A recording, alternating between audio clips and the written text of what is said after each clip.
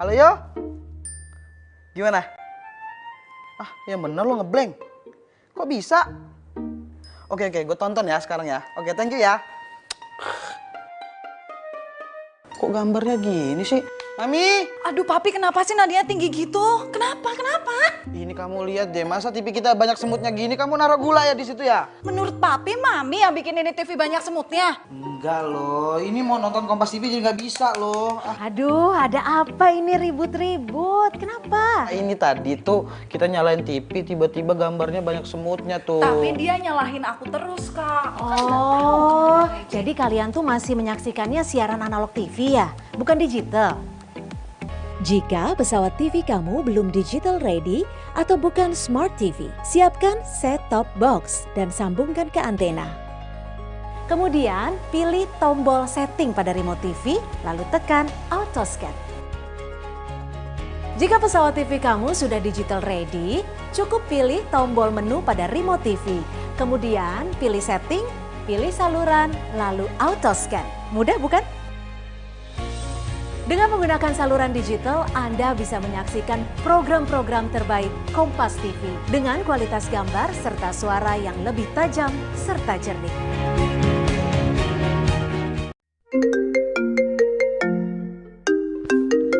Halo yo, gimana? Ah, yang bener lo ngeblank. Kok bisa? Oke, gue tonton ya sekarang ya. Oke, thank you ya. Kok gambarnya gini sih? Mami! Aduh papi, kenapa sih nadinya tinggi gitu? Kenapa?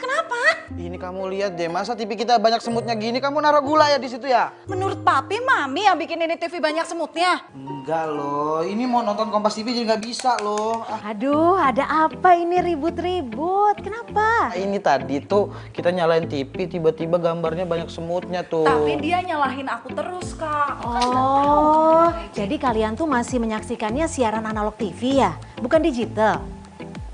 Jika pesawat TV kamu belum digital ready atau bukan smart TV, siapkan set-top box dan sambungkan ke antena. Kemudian pilih tombol setting pada remote TV, lalu tekan auto scan. Jika pesawat TV kamu sudah digital ready, cukup pilih tombol menu pada remote TV. Kemudian pilih setting, pilih saluran, lalu auto scan. Mudah bukan?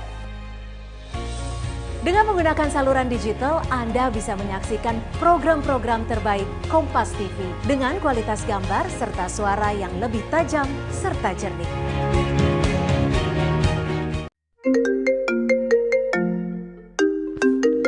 Halo yo, gimana? Ah, yang bener lo ngeblank. Kok bisa? Oke, gue tonton ya sekarang ya. Oke, thank you ya.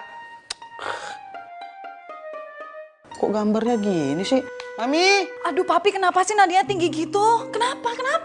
Ini kamu lihat deh, masa TV kita banyak semutnya gini, kamu naruh gula ya di situ ya? Menurut papi, mami yang bikin ini TV banyak semutnya. Enggak loh, ini mau nonton Kompas TV jadi nggak bisa loh. Aduh, ada apa ini ribut-ribut? Kenapa? Ini tadi tuh kita nyalain TV, tiba-tiba gambarnya banyak semutnya tuh. Tapi dia nyalahin aku terus, Kak. Oh, jadi kalian tuh masih menyaksikannya siaran analog TV ya? Bukan digital? Jika pesawat TV kamu belum digital ready atau bukan smart TV, siapkan set-top box dan sambungkan ke antena. Kemudian pilih tombol setting pada remote TV, lalu tekan auto scan. Jika pesawat TV kamu sudah digital ready, cukup pilih tombol menu pada remote TV. Kemudian pilih setting, pilih saluran, lalu auto scan. Mudah bukan? Dengan menggunakan saluran digital, Anda bisa menyaksikan program-program terbaik Kompas TV dengan kualitas gambar serta suara yang lebih tajam serta jernih.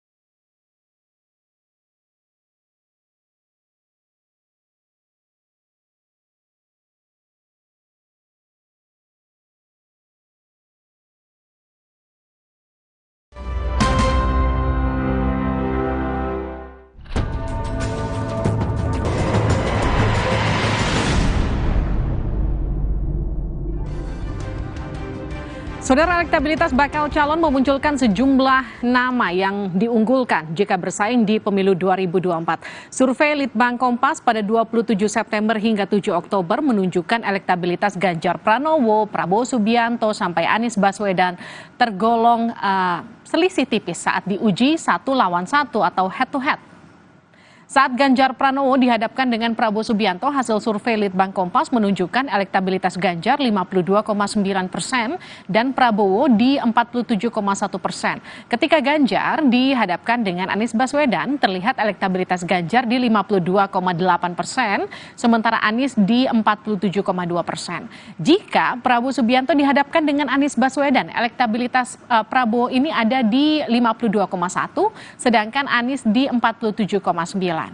Survei Litbang Kompas juga melihat elektabilitas dengan simulasi 3 tokoh. Hasilnya, elektabilitas Gubernur Jawa Tengah Ganjar Pranowo 23,2%, elektabilitas Menteri Pertahanan yang juga Ketua Umum Partai Gerindra Prabowo Subianto ada di 17,6%, sedangkan elektabilitas mantan Gubernur DKI Jakarta Anies Baswedan di 16,5%. Apa yang menjadi faktor penentu elektabilitas bakal calon presiden yang bersaing semakin ketat? Apakah koalisi parpol dan deklarasi turut membantu mendongkrak elektabilitas? Kita akan bahas usai tayangan ini. Satu tahun menjelang pendaftaran peserta pemilihan presiden 2024, belum ada tokoh bakal calon presiden yang elektabilitasnya dominan. Ini tergambar dari hasil survei Litbang Kompas 27 September hingga 7 Oktober 2022. Dalam simulasi 1 lawan 1, elektabilitas Ganjar Pranowo, Prabowo Subianto, dan Anies Baswedan tidak terpaut jauh. Jika Ganjar Pranowo berhadapan dengan Prabowo Subianto, hasil survei Litbang Kompas menunjukkan elektabilitas Ganjar 52,9% dan Prabowo 47,1%. Ketika Ganjar Pranowo dihadapkan dengan Anies Baswedan, terlihat elektabilitas Ganjar 52,8%, sementara Anies Baswedan 47,2%. Saat Prabowo Subianto berhadapan head-to-head dengan Anies Baswedan, elektabilitas Prabowo 52,1%, sedangkan Anies Baswedan 47,9%. Dinamika yang tentu akan menjadi pengubah konstelasi tentu adalah ketika itu ada perubahan yang cukup signifikan dalam pergerakan Ganjar ya. Apakah Ganjar dalam waktu dekat ini akan didukung oleh partai PDIP dan segera dideklarasikan ataukah tidak? Ketika ini tidak, tentu bisa saja terjadi perubahan dinamika yang mungkin bukan pada Ganjar, tetapi pada lawan-lawannya, misalnya pada Anies dan pada Pak Prabowo ya. Tapi makin kesini kan makin cukup banyak lah yang merapat untuk mendukung Anies ya. Mulai dari Nasdem, lalu juga sebenarnya Demokrat mulai merapat, kemudian juga PKS ini juga preferensinya lebih memang ke Anies gitu ya, sehingga suara Anies makin dekat ketika dikompetisikan misalnya dengan Prabowo gitu ya. Elektabilitas Ganjar Pranowo selalu unggul saat dihadapkan Prabowo Subianto maupun Anies Baswedan. Namun PDI Perjuangan sebagai parpol Ganjar Pranowo belum menentukan sikap karena masih menunggu momentum tepat untuk mengumumkan capres dan cawapres. Nah, persoalan capres-cawapres nanti akan tiba momentumnya. Dan Pak Jokowi pun kan berpesan jangan lama-lama, maksudnya jangan mendekati Oktober ketika pendaftaran itu mau dilakukan. Tafsirnya kan seperti itu. Tetapi Presiden Jokowi kan juga sama-sama memiliki kesepahaman yang sama. Bahwa tanggung jawab pemimpin itu berat. Itu yang menjadi prioritas kami. Sedangkan koalisi Partai Gerindra dan PKB akan segera mengumumkan bakal capres-cawapres yang bakal diusung. Ketua Umum PKB, Muhaimin Iskandar menyebut saat ini koalisi Partai Gerindra PKB masih membahas bakal calon capres dan cawapres. Sejauh ini kita berkoalisi terus dengan Gerindra dan kita akan memantapkan dengan sekretariat bersama dan langkah-langkah yang disusun di situ nanti akan kita umumkan. Nanti sampai kapan kan di sini kan sudah ada Ya beberapa. masih setahun kan, masih setahun. Penentuan capres dan cawapresnya Ya gimana? segera, moga-moga bisa segera. Ada sosok yang Kalau saya capres lah. Sementara itu, Wakil Sekretaris Jenderal Partai Nasdem, Hermawi Taslim optimistis elektabilitas Anies Baswedan akan semakin naik seiring dengan dukungan koalisi pendukung Anies. Nah, survei yang terakhir itu menarik karena kenaikan Anies itu paling tinggi. 4% kenaikan Anies, 1% kenaikan Ganjar, dan Prabowo turun 7%. Jadi ke depan kami optimis karena pertama Anies sudah purna tugas sebagai gubernur, dia akan lebih banyak menyapa rakyat. Yang kedua, koalisi kami akan segera terbentuk. Saat menghadiri hari ulang tahun Golkar, Presiden Joko Widodo mengingatkan partai politik agar tidak sembarangan menentukan bakal capres dan cawapres. Namun, Presiden Jokowi juga berpesan parpol tidak terlalu lama-lama dalam mengumumkan bakal capres dan cawapres. Tim Liputan Kompas TV. Seberapa besar pengaruh deklarasi bakal capres akan mampu mendongkrak elektabilitas? Kita akan berbincang dengan politisi PDI Perjuangan Deddy Sitorus. Bang Deddy, apa kabar? Kabar baik, Livi. Selamat sore buat teman-teman semua, Mas Toto, Mas Herzaki. Ya, kita juga akan sapa Kepala Badan Komunikasi Strategis Partai Demokrat, Herzaki Mahendra Putra. Mas Zaki, sehat ya? Ya, alhamdulillah sehat. Selamat malam Mbak Livi, Mas Toto, Mas Deddy. Ya, kita juga akan sapa peneliti senior Litbang Kompas Toto Suryaning Tias. Mas Toto, selamat malam. Selamat malam Mas Deddy, Mas Zaki. Saya ke Mas Toto dulu nih. Mas Toto, seberapa penting deklarasi capres ini untuk mendongkrak elektabilitas? Kalau dari sudut pandang angka, tidak terlalu penting. Itu kan dari sudut pandang non-angka ya, jadi kualitatif. Kalau dari sudut pandang angka, yang kita bisa cek di sini, angka-angkanya belum ada yang dominan. Jadi ketika ditanyakan dengan top of mind, kemudian disimulasi dengan 4 calon, kemudian disimulasi dengan 3 calon, apalagi 2 calon, itu angka-angka yang diraih itu semakin mendekat. Jadi masih ketika semakin kandidatnya semakin sedikit, itu simpangannya semakin didekati. Dalam arti calon-calon itu angkanya mendekat. Misalnya begini ya, ketika dihadapkan Ganjar terhadap Anies, itu simpangannya hanya sekitar 5,6%. Untuk Oktober ya. Kemudian Ganjar terhadap Prabowo 5,8% dan Anies terhadap Prabowo 4,2%. Nah, ini selisih angka 5,6, 5,8, 4,2 ini relatif masih kompetitif.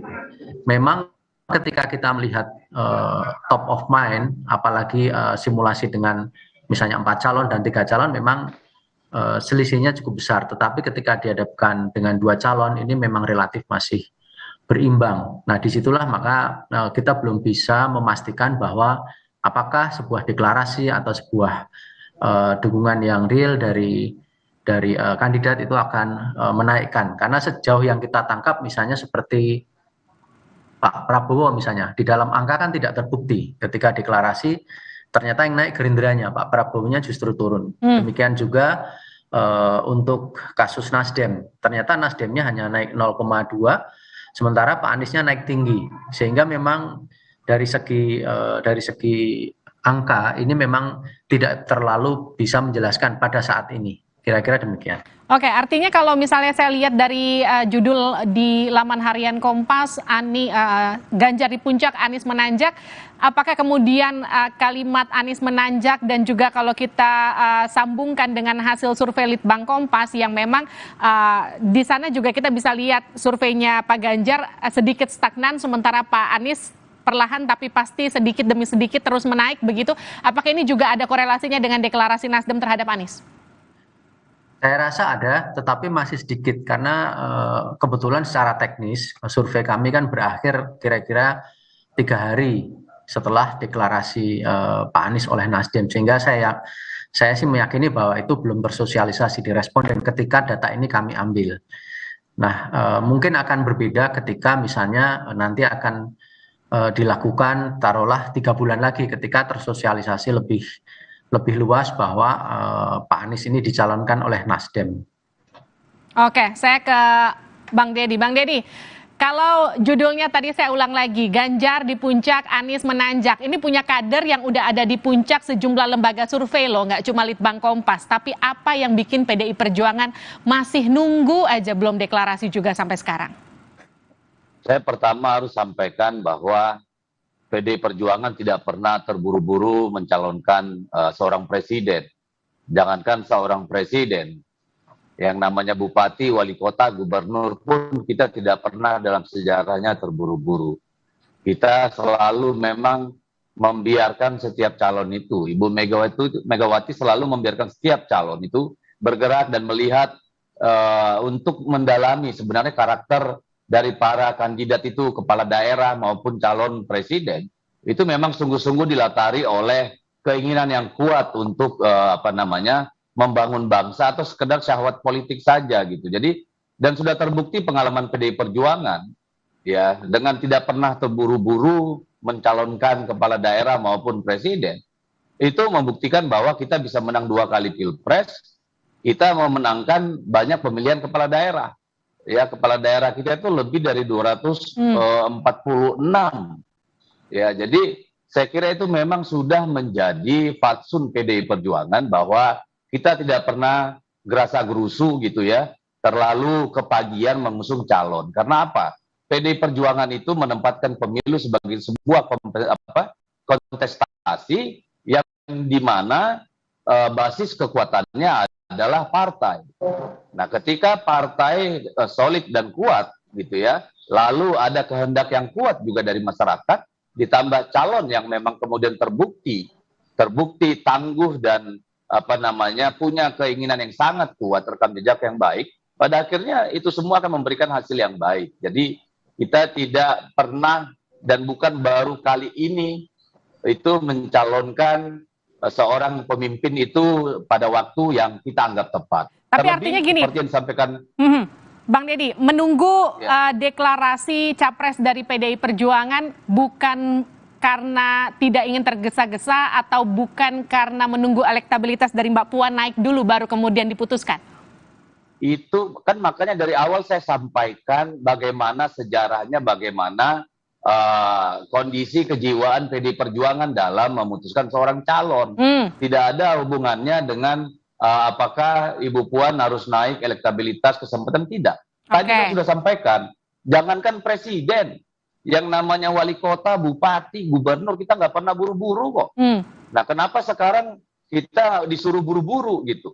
Padahal seperti yang disampaikan Ibu Megawati, beliau lebih concern bagaimana menjaga soliditas pemerintahan ini, menghadapi persoalan pandemi, menghadapi potensi krisis ekonomi yang akan dialami oleh dunia pada tahun yang akan datang, masalah soal kondisi pangan rakyat kita, ini semua memerlukan konsentrasi pemikiran, dan PDI Perjuangan itu memutuskan Ibu Megawati tidak saja karena kebiasaan yang tidak terburu-buru, tetapi mewakafkan PDI Perjuangan untuk selalu berada di belakang pemerintahan hingga pemerintahan ini bisa berjalan dengan baik.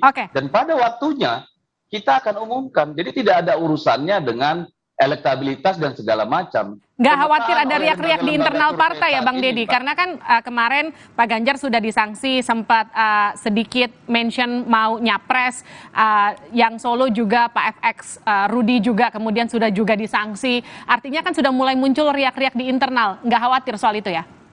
Loh, dinamika di dalam partai itu selalu terjadi, Mbak. Itulah partai politik. Tetapi ada satu hal yang sangat mendasar bagi kita.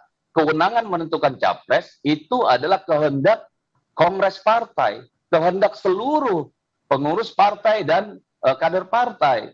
Oleh karena itu harus dihormati. Lalu kenapa yang beberapa kelompok itu atau orang itu diberikan sanksi? Karena harus menghormati keputusan kongres itu.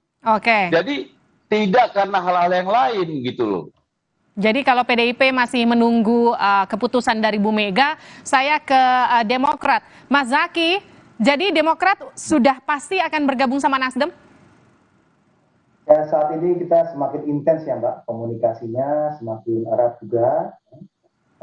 Masih banyak hal yang masih kita diskusikan, tapi sudah lebih banyak hal lagi yang sudah kita sepakati.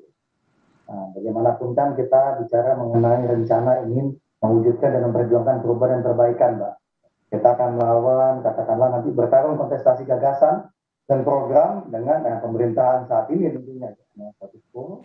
Oke. Ya, tapi kita harus menyiapkan benar-benar ini gitu, semuanya gitu. Harus disiapkan benar-benar semuanya. Suaranya Mas Zaky agak kecil kami terima di sini. Tapi intinya gini, kalau kemarin saya sempat ngobrol sama Pak Hermawi, ia menyebutkan nanti mungkin di survei Litbang Kompas selanjutnya Anies ini akan sudah punya cawapresnya. Artinya kan sebetulnya obrolannya, negosiasinya itu sudah hampir ketemu titiknya. Ini dengan AHY bukan? Saat ini kami masih bicara mengenai kriteria, Mbak. Jadi kriteria dan bagaimana cara memilihnya. Memang ada aspirasi bahwa di satu sisi ya dari kami Mas Anies dengan Mas AHY, lalu juga teman-teman PKS, misalnya Mas Anies dengan Mas Aher, dan juga ada usulan-usulan lainnya misalnya dengan dari teman-teman Nasdem. Bagaimanapun inilah indahnya koalisi perubahan, Mbak. Kami saling setara, saling sejajar, saling menghormati proses di internal masing-masing. Ya ini. Jadi masing-masing silakan nih ingin menyampaikan aspirasi, ya kita diskusikan sama-sama. Ini juga yang sedang kita bahas sama-sama, karena bagaimanapun kan ini bagian dari upaya strategi pemenangan kami juga. Karena kita ingin bagaimanapun nanti ya, kita sudah menyiapkan juga mengenai program pemenangan, program pemerintahan, desain pemerintahan ke depan seperti apa, lalu sosok seperti apa nih kriterianya yang kira-kira pas untuk mengawal perubahan dan perbaikan yang nanti akan kami usung gitu. Oke, tapi artinya gini, Mas Zaky, memang mungkin ketika Demokrat bergabung dengan Nasdem tapi bukan AHY yang jadi cawapresnya Anies? Ya, saat ini kami belum bisa berandai-andai, Mbak. Kita masih dalam proses ya. Bagaimanapun, seperti Mas AHY sampaikan, kami bertiga ini memulainya tidak dan tanpa prasyarat apapun gitu. Selain hanya ingin melakukan perubahan dan perbaikan internal masing-masing, ya ini. Jadi masing-masing silakan nih ingin menyampaikan aspirasi, ya kita diskusikan sama-sama. Ini juga yang sedang kita bahas sama-sama, karena bagaimanapun kan ini bagian dari upaya strategi pemenangan kami juga. Karena kita ingin bagaimanapun nanti ya, kita sudah menyiapkan juga mengenai program pemenangan, program pemerintahan, desain pemerintahan ke depan seperti apa, lalu sosok seperti apa nih kriterianya yang kira-kira pas untuk mengawal perubahan dan perbaikan yang nanti akan kami usung gitu. Oke, tapi artinya gini, Mas Zaky, memang mungkin ketika Demokrat bergabung dengan Nasdem tapi bukan AHY yang jadi cawapresnya Anies? Ya, saat ini kami belum bisa berandai-andai, Mbak. Kita masih dalam proses ya. Bagaimanapun, seperti Mas AHY sampaikan, kami bertiga ini memulainya tidak dan tanpa prasyarat apapun gitu. Selain hanya ingin melakukan perubahan dan perbaikan untuk bangsa ini. Karena itulah diskusi terus berjalan hampir setiap minggu, sudah beberapa bulan ini. Karena kami ingin benar-benar mempersiapkan agar semuanya bisa optimal jika nanti koalisi ini kami umumkan kepada publik gitu loh, Mbak. Jadi udah tinggal bergerak maju saja, sudah tidak ada lagi istilahnya bicara lagi ke belakang atau masih berdiskusi, tapi langsung fokus kerja langsung menyentuh kepada rakyat gitu, Mbak, menuju ke 2024. Oke, ini nampaknya dua-duanya masih wait and see nih, Mas Toto. Ini kira-kira apakah akan berpengaruh pada survei Litbang Kompas selanjutnya? Bagaimana kita membaca elektabilitas pergerakan pada Capres? Ya, ini kan lumrah ya. Jadi memang kita juga melihat situasinya kan tidak semuanya linear ya. Jadi ketika seorang calon itu dideklarasikan, bagaimana mempertahankan calon saja sudah repot ya elektabilitasnya. Belum lagi nanti parpolnya harus masih mencari koalisi.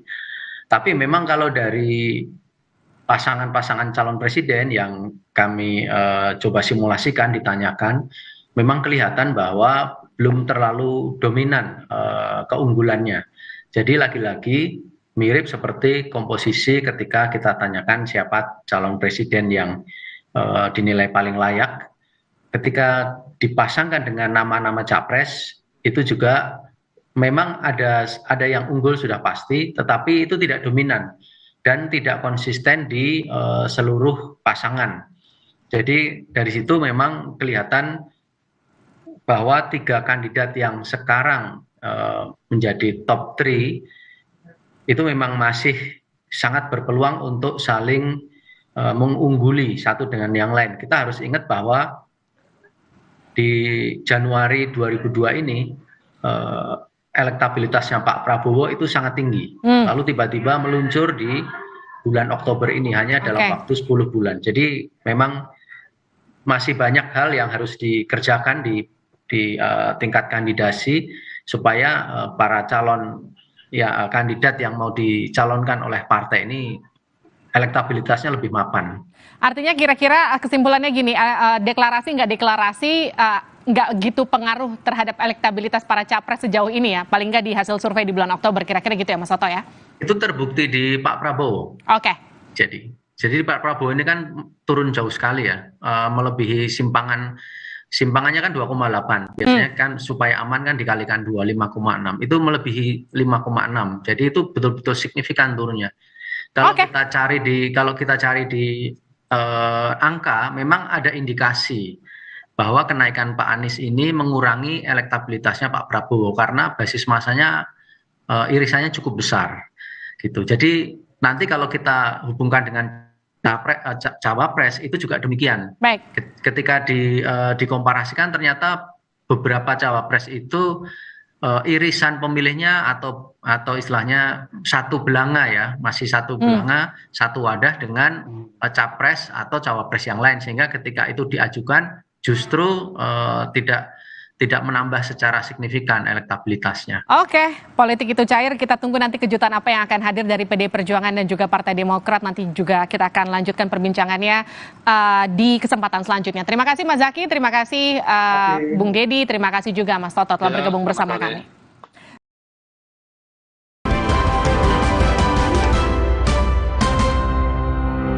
Sambut era TV digital bersama Kompas TV.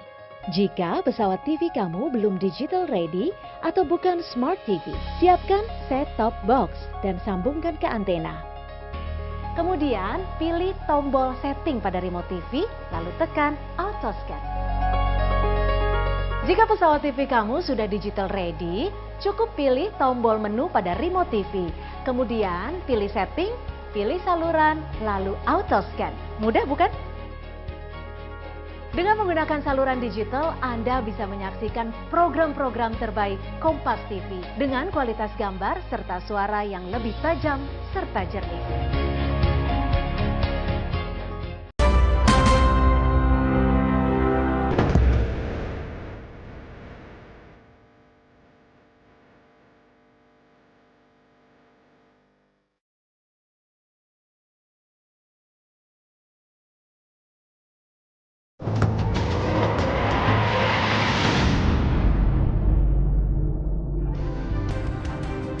Saudara, elektabilitas bakal calon memunculkan sejumlah nama yang diunggulkan jika bersaing di pemilu 2024. Survei Litbang Kompas pada 27 September hingga 7 Oktober menunjukkan elektabilitas Ganjar Pranowo, Prabowo Subianto, sampai Anies Baswedan tergolong selisih tipis saat diuji 1 lawan 1 atau head to head. Saat Ganjar Pranowo dihadapkan dengan Prabowo Subianto, hasil survei Litbang Kompas menunjukkan elektabilitas Ganjar 52,9% dan Prabowo di 47,1%. Ketika Ganjar dihadapkan dengan Anies Baswedan, terlihat elektabilitas Ganjar di 52,8%, sementara Anies di 47,2%. Jika Prabowo Subianto dihadapkan dengan Anies Baswedan, elektabilitas Prabowo ini ada di 52,1%, sedangkan Anies di 47,9%. Survei Litbang Kompas juga melihat elektabilitas dengan simulasi 3 tokoh. Hasilnya, elektabilitas Gubernur Jawa Tengah Ganjar Pranowo 23,2%, elektabilitas Menteri Pertahanan yang juga Ketua Umum Partai Gerindra Prabowo Subianto ada di 17,6%, sedangkan elektabilitas mantan Gubernur DKI Jakarta Anies Baswedan di 16,5%. Apa yang menjadi faktor penentu elektabilitas bakal calon presiden yang bersaing semakin ketat? Apakah koalisi parpol dan deklarasi turut membantu mendongkrak elektabilitas? Kita akan bahas usai tayangan ini. Satu tahun menjelang pendaftaran peserta pemilihan presiden 2024, belum ada tokoh bakal calon presiden yang elektabilitasnya dominan. Ini tergambar dari hasil survei Litbang Kompas 27 September hingga 7 Oktober 2022. Dalam simulasi 1 lawan 1, elektabilitas Ganjar Pranowo, Prabowo Subianto, dan Anies Baswedan tidak terpaut jauh. Jika Ganjar Pranowo berhadapan dengan Prabowo Subianto, hasil survei Litbang Kompas menunjukkan elektabilitas Ganjar 52,9% dan Prabowo 47,1%. Ketika Ganjar Pranowo dihadapkan dengan Anies Baswedan, terlihat elektabilitas Ganjar 52,8%, sementara Anies Baswedan 47,2%. Saat Prabowo Subianto berhadapan head-to-head dengan Anies Baswedan, elektabilitas Prabowo 52,1%, sedangkan Anies Baswedan 47,9%. Dinamika yang tentu akan menjadi pengubah konstelasi tentu adalah ketika itu ada perubahan yang cukup signifikan dalam pergerakan Ganjar ya.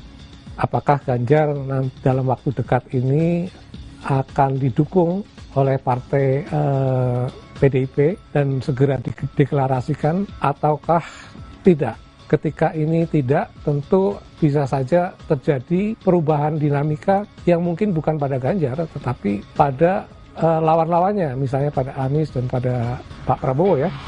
Tapi makin kesini kan makin cukup banyak lah yang merapat untuk mendukung Anies ya.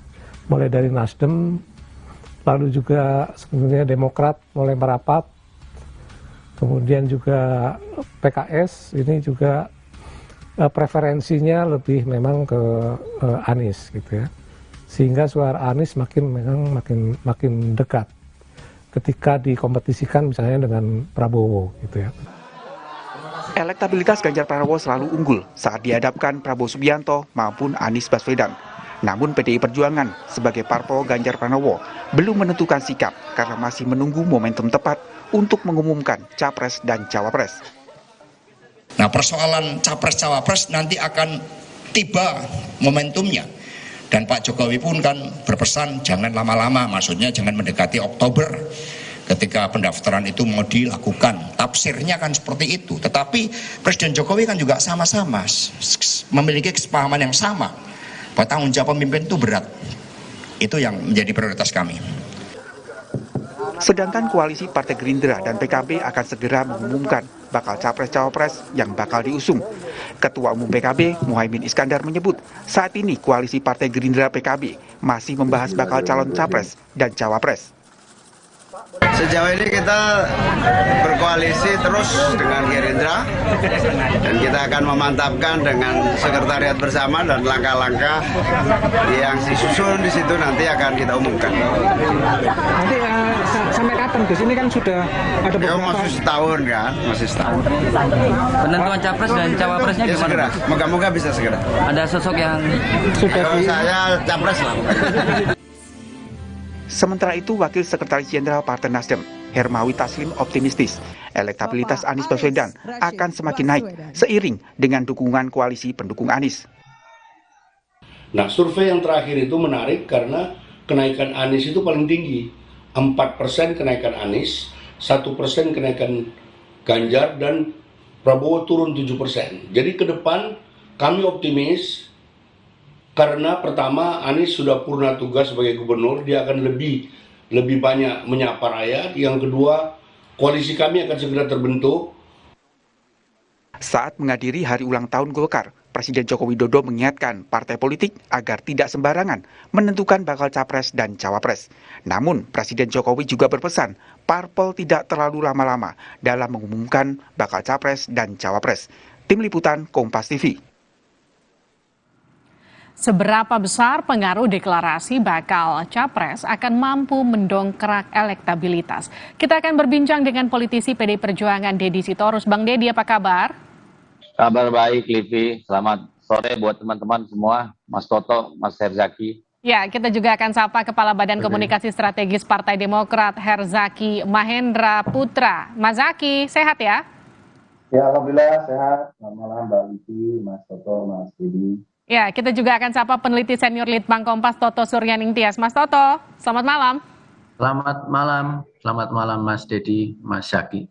Saya ke Mas Toto dulu nih. Mas Toto, seberapa penting deklarasi Capres ini untuk mendongkrak elektabilitas? Kalau dari sudut pandang angka, tidak terlalu penting. Itu kan dari sudut pandang non-angka ya, jadi kualitatif. Kalau dari sudut pandang angka, yang kita bisa cek di sini, angka-angkanya belum ada yang dominan. Jadi ketika ditanyakan dengan top of mind, kemudian disimulasi dengan 4 calon, kemudian disimulasi dengan 3 calon, apalagi 2 calon, itu angka-angka yang diraih itu semakin mendekat.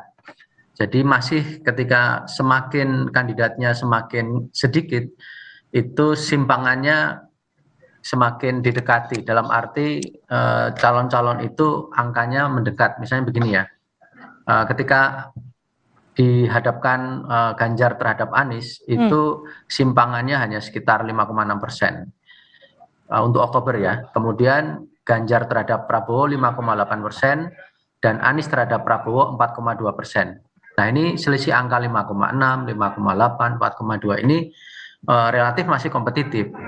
Memang ketika kita melihat top of mind, apalagi simulasi dengan misalnya 4 calon dan 3 calon, memang selisihnya cukup besar. Tetapi ketika dihadapkan dengan 2 calon, ini memang relatif masih berimbang. Nah, disitulah maka kita belum bisa memastikan bahwa apakah sebuah deklarasi atau sebuah dukungan yang real dari kandidat itu akan menaikkan. Karena sejauh yang kita tangkap, misalnya seperti Pak Prabowo misalnya, di dalam angka kan tidak terbukti. Ketika deklarasi, ternyata yang naik Gerindranya, Pak Prabowo-nya justru turun. Demikian juga untuk kasus Nasdem, ternyata Nasdemnya hanya naik 0,2, sementara Pak Aniesnya naik tinggi, sehingga memang dari segi angka ini memang tidak terlalu bisa menjelaskan pada saat ini. Kira-kira demikian. Oke, artinya kalau misalnya saya lihat dari judul di laman harian Kompas,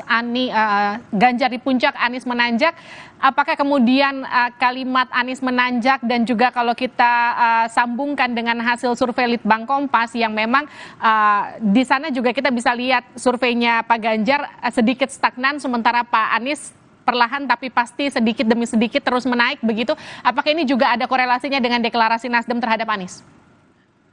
Saya rasa ada, tetapi masih sedikit karena kebetulan secara teknis survei kami kan berakhir kira-kira 3 hari setelah deklarasi Pak Anies oleh Nasdem, sehingga saya sih meyakini bahwa itu belum tersosialisasi di responden ketika data ini kami ambil. Nah, mungkin akan berbeda ketika misalnya nanti akan dilakukan taruhlah 3 bulan lagi ketika tersosialisasi lebih luas bahwa Pak Anies ini dicalonkan oleh Nasdem.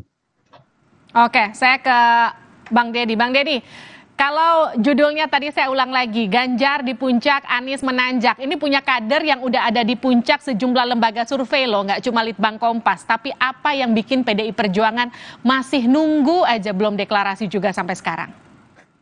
Saya pertama harus sampaikan bahwa PDI Perjuangan tidak pernah terburu-buru mencalonkan seorang presiden.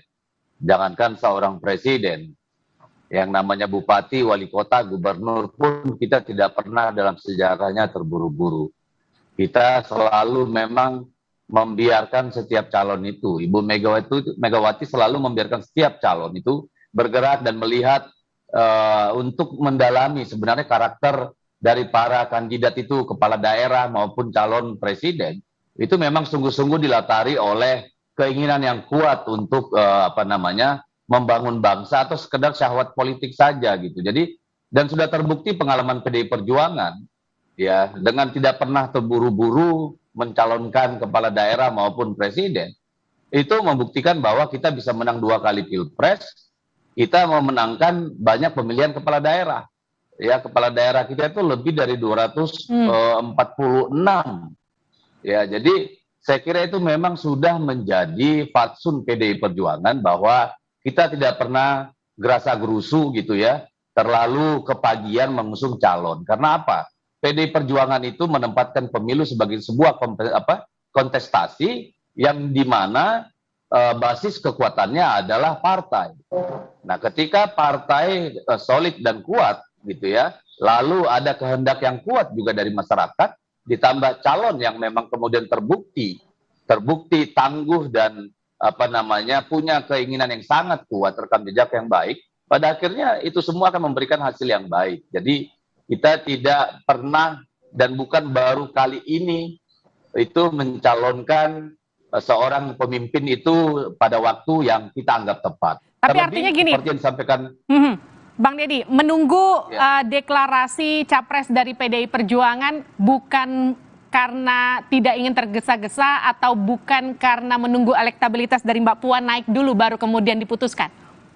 itu kan makanya dari awal saya sampaikan bagaimana sejarahnya, bagaimana kondisi kejiwaan PDI Perjuangan dalam memutuskan seorang calon. Tidak ada hubungannya dengan apakah Ibu Puan harus naik elektabilitas kesempatan, tidak. Tadi saya sudah sampaikan, jangankan presiden, yang namanya wali kota, bupati, gubernur, kita nggak pernah buru-buru kok. Nah, kenapa sekarang kita disuruh buru-buru gitu? Padahal seperti yang disampaikan Ibu Megawati, beliau lebih concern bagaimana menjaga soliditas pemerintahan ini, menghadapi persoalan pandemi, menghadapi potensi krisis ekonomi yang akan dialami oleh dunia pada tahun yang akan datang, masalah soal kondisi pangan rakyat kita, ini semua memerlukan konsentrasi pemikiran, dan PDI Perjuangan itu memutuskan Ibu Megawati tidak saja karena kebiasaan yang tidak terburu-buru, tetapi mewakafkan PDI Perjuangan untuk selalu berada di belakang pemerintahan hingga pemerintahan ini bisa berjalan dengan baik. Dan pada waktunya kita akan umumkan. Jadi tidak ada urusannya dengan elektabilitas dan segala macam. Nggak khawatir ada riak-riak di internal partai ya Bang Deddy? Karena kan kemarin Pak Ganjar sudah disanksi, sempat sedikit mention mau nyapres, yang Solo juga Pak FX Rudi juga kemudian sudah juga disanksi. Artinya kan sudah mulai muncul riak-riak di internal. Nggak khawatir soal itu ya? Loh, dinamika di dalam partai itu selalu terjadi, Mbak. Itulah partai politik. Tetapi ada satu hal yang sangat mendasar bagi kita. Kewenangan menentukan capres itu adalah kehendak kongres partai, kehendak seluruh pengurus partai dan kader partai. Oleh karena itu harus dihormati. Lalu kenapa yang beberapa kelompok itu atau orang itu diberikan sanksi? Karena harus menghormati keputusan kongres itu. Jadi tidak karena hal-hal yang lain gitu loh. Jadi kalau PDIP masih menunggu keputusan dari Bu Mega, saya ke Demokrat. Mas Zaky, jadi Demokrat sudah pasti akan bergabung sama Nasdem? Ya, saat ini kita semakin intens ya Mbak, komunikasinya semakin erat juga. Masih banyak hal yang masih kita diskusikan, tapi sudah lebih banyak hal lagi yang sudah kita sepakati. Gitu. Bagaimanapun kan kita bicara mengenai rencana ingin mewujudkan dan memperjuangkan perubahan dan perbaikan, Mbak. Kita akan melawan, katakanlah nanti bertarung kontestasi gagasan dan program dengan pemerintahan saat ini tentunya. Kita harus menyiapkan benar-benar ini gitu, semuanya gitu. Harus disiapkan benar-benar semuanya. Suaranya Mas Zaky agak kecil kami terima di sini. Tapi intinya gini, kalau kemarin saya sempat ngobrol sama Pak Hermawi, ia menyebutkan nanti mungkin di survei Litbang Kompas selanjutnya Anies ini akan sudah punya cawapresnya. Artinya kan sebetulnya obrolannya, negosiasinya itu sudah hampir ketemu titiknya. Ini dengan AHY bukan? Saat ini kami masih bicara mengenai kriteria, Mbak. Jadi kriteria dan bagaimana cara memilihnya. Memang ada aspirasi bahwa di satu sisi ya dari kami Mas Anies dengan Mas AHY, lalu juga teman-teman PKS, misalnya Mas Anies dengan Mas Aher, dan juga ada usulan-usulan lainnya misalnya dengan dari teman-teman Nasdem. Bagaimanapun inilah indahnya koalisi perubahan, Mbak. Kami saling setara, saling sejajar, saling menghormati proses di internal masing-masing. Ya ini. Jadi masing-masing silakan nih ingin menyampaikan aspirasi, ya kita diskusikan sama-sama. Ini juga yang sedang kita bahas sama-sama, karena bagaimanapun kan ini bagian dari upaya strategi pemenangan kami juga. Karena kita ingin bagaimanapun nanti ya, kita sudah menyiapkan juga mengenai program pemenangan, program pemerintahan, desain pemerintahan ke depan seperti apa, lalu sosok seperti apa nih kriterianya yang kira-kira pas untuk mengawal perubahan dan perbaikan yang nanti akan kami usung gitu. Tapi artinya gini, Mas Zaky, memang mungkin ketika Demokrat bergabung dengan Nasdem tapi bukan AHY yang jadi cawapresnya Anies? Ya, saat ini kami belum bisa berandai-andai, Mbak. Kita masih dalam proses ya. Bagaimanapun seperti Mas AHY sampaikan, kami bertiga ini memulainya tidak dan tanpa prasyarat apapun gitu. Selain hanya ingin melakukan perubahan dan perbaikan untuk bangsa ini. Karena itulah diskusi terus berjalan hampir setiap minggu sudah beberapa bulan ini. Karena kami ingin benar-benar mempersiapkan agar semuanya bisa optimal jika nanti koalisi ini kami umumkan kepada publik gitu loh Mbak. Jadi udah tinggal bergerak maju saja, sudah tidak ada lagi istilahnya bicara lagi ke belakang atau masih berdiskusi, tapi langsung fokus kerja langsung menyentuh kepada rakyat gitu Mbak menuju ke 2024. Oke, ini nampaknya dua-duanya masih wait and see nih, Mas Toto. Ini kira-kira apakah akan berpengaruh pada survei Litbang Kompas selanjutnya? Bagaimana kita membaca elektabilitas pergerakan pada Capres? Ya ini kan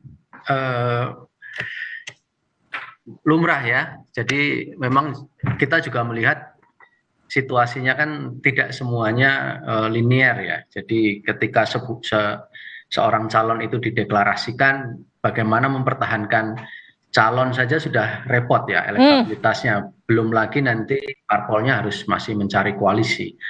Tapi memang kalau dari pasangan-pasangan calon presiden yang kami coba simulasikan, ditanyakan, memang kelihatan bahwa belum terlalu dominan keunggulannya. Jadi lagi-lagi mirip seperti komposisi ketika kita tanyakan siapa calon presiden yang dinilai paling layak. Ketika dipasangkan dengan nama-nama capres, itu juga memang ada yang unggul sudah pasti, tetapi itu tidak dominan dan tidak konsisten di seluruh pasangan.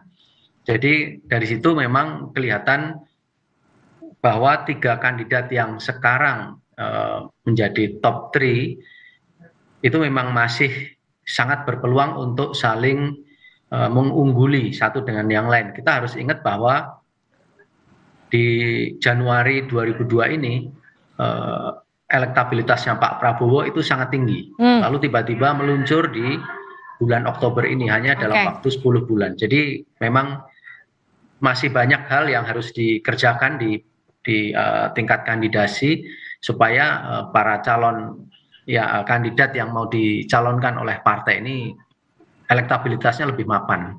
Artinya kira-kira kesimpulannya gini, deklarasi nggak deklarasi nggak gitu pengaruh terhadap elektabilitas para capres sejauh ini ya, paling nggak di hasil survei di bulan Oktober, kira-kira gitu ya Mas Toto ya? Itu terbukti di Pak Prabowo. Oke. Jadi Pak Prabowo ini kan turun jauh sekali ya, melebihi simpangannya kan 2,8. Biasanya kan supaya aman kan dikalikan 2, 5,6. Itu melebihi 5,6. Jadi itu betul-betul signifikan turunnya. Kalau kita cari di angka, memang ada indikasi bahwa kenaikan Pak Anies ini mengurangi elektabilitasnya Pak Prabowo karena basis masanya irisannya cukup besar. Gitu. Jadi nanti kalau kita hubungkan dengan Cawapres itu juga demikian. Baik. Ketika dikomparasikan ternyata beberapa Cawapres itu irisan pemilihnya atau istilahnya satu belanga ya, masih satu belanga, satu wadah dengan capres atau cawapres yang lain, sehingga ketika itu diajukan justru tidak menambah secara signifikan elektabilitasnya. Oke, politik itu cair. Kita tunggu nanti kejutan apa yang akan hadir dari PD Perjuangan dan juga Partai Demokrat. Nanti juga kita akan lanjutkan perbincangannya di kesempatan selanjutnya. Terima kasih Mas Zaky, terima kasih Bung Dedi, terima kasih juga Mas Toto telah bergabung bersama kami.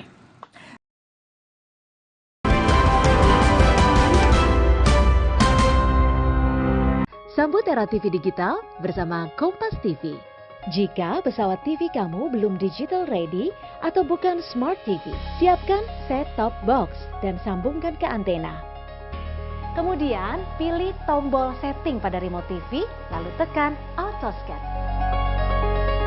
Jika pesawat TV kamu sudah digital ready, cukup pilih tombol menu pada remote TV. Kemudian pilih setting, pilih saluran, lalu auto scan. Mudah bukan?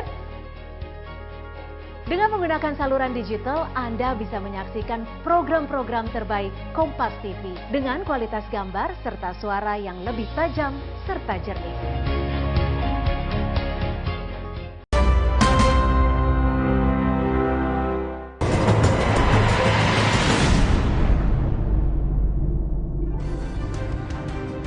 Saudara, elektabilitas bakal calon memunculkan sejumlah nama yang diunggulkan jika bersaing di pemilu 2024. Survei Litbang Kompas pada 27 September hingga 7 Oktober menunjukkan elektabilitas Ganjar Pranowo, Prabowo Subianto sampai Anies Baswedan tergolong selisih tipis saat diuji 1 lawan 1 atau head to head. Saat Ganjar Pranowo dihadapkan dengan Prabowo Subianto, hasil survei Litbang Kompas menunjukkan elektabilitas Ganjar 52,9% dan Prabowo di 47,1%. Ketika Ganjar dihadapkan dengan Anies Baswedan, terlihat elektabilitas Ganjar di 52,8%, sementara Anies di 47,2%.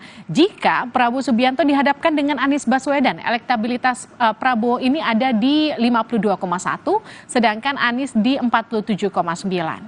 Survei Litbang Kompas juga melihat elektabilitas dengan simulasi 3 tokoh. Hasilnya, elektabilitas Gubernur Jawa Tengah Ganjar Pranowo 23,2%, elektabilitas Menteri Pertahanan yang juga Ketua Umum Partai Gerindra Prabowo Subianto ada di 17,6%, sedangkan elektabilitas mantan Gubernur DKI Jakarta Anies Baswedan di 16,5%.